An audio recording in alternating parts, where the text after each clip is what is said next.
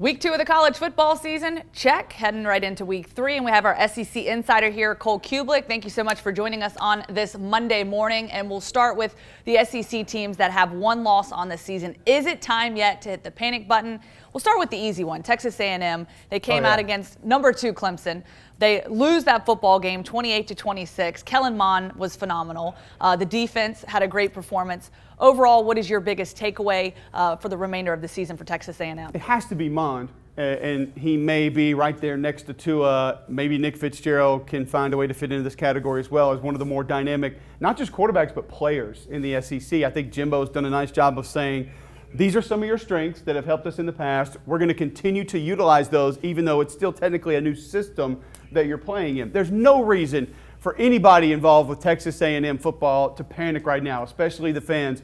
You have the number 2 team in the nation, a team that has been a perennial college football playoff team, come into your house, and you went toe-to-toe, wire to wire, and I think you sort of withstood a storm early where you saw Clemson jump up a couple scores and then battle back into that game and give yourself a chance late. That, to me, was the most impressive part. No reason to panic if you're Texas A&M. They'll get back on track this weekend against Louisiana Monroe, and then you sort of see where you sit after that game, and can you find a way to become a factor in the SEC West. Okay, talk about South Carolina. They take their first loss to Georgia. Georgia obviously came out, had a tremendous performance. They went back and forth there in the first half. Right. They outrushed them, though, 271-54. They lost 41-17. Some bright moments in that game. But what are your thoughts overall of their body of work for South Carolina? Panic button? No. Some real concerns? Yes. I think Jake Bentley had 36 pass attempts in the first half, and South Carolina had 12 rush attempts in the first half. That's not going to do it from a balance perspective. And with the talent that South Carolina has in the backfield, and as well as Donnell Staley and Zach Bailey played on the left side of the offensive line in week 1, that's not where you need to be offensively either. I understand the weapons on the perimeter. I understand Jake Bentley can sort of move the football around and help those guys become involved. But there needs to be a little bit more balance on offense. And then I think tackling is an issue. You look at week 1, I thought they had some problems tackling on the perimeter. Week 2 did not tackle as well as you needed to against Georgia. Not to say that that's ultimately the difference in the game. Georgia's a more talented team and flat out just a better football team right now. But there were some things, I think, schematically that Will and company want to go back and look at and say, we've got to get better here. Tackling is going to be 1. Becoming more balanced on offense will be number 2. And Jake Bentley is a guy that I think doesn't need to have that much of the game plan in his hands. There's too many weapons around him and too many ways to make the offense easier for him to get those guys the football than for him to have that much on his shoulders throwing the ball that much against a good Georgia defense. Reason to panic? No. Knock back down to reality a little bit? Probably for the South Carolina Gamecocks. Okay, we move on to Florida, Kentucky. Kentucky ending that streak, first time Big. in 32 years.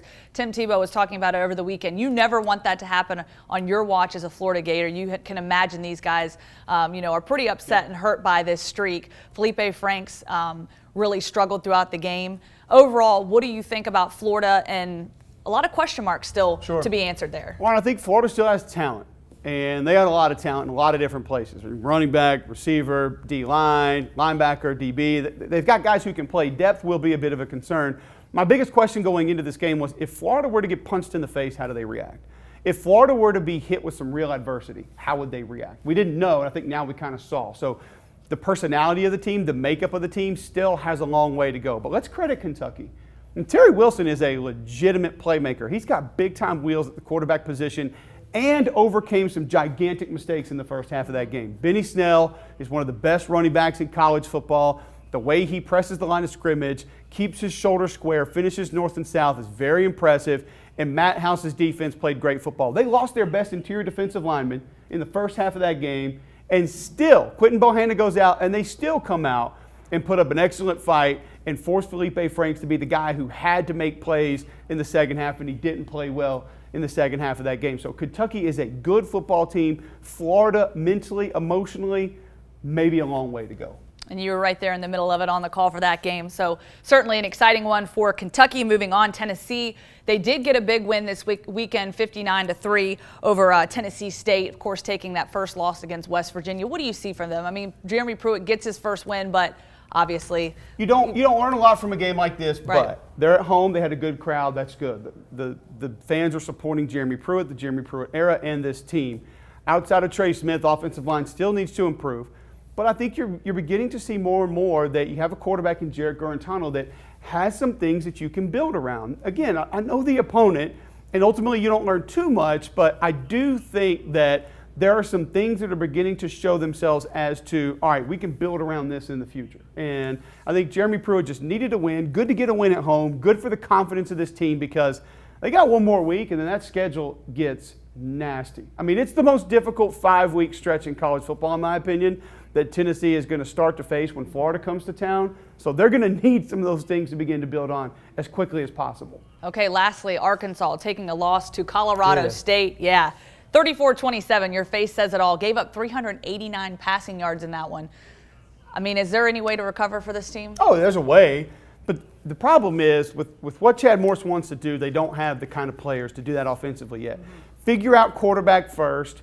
Figure out some of the guys around him because Devwall Whaley still had a good game at running back.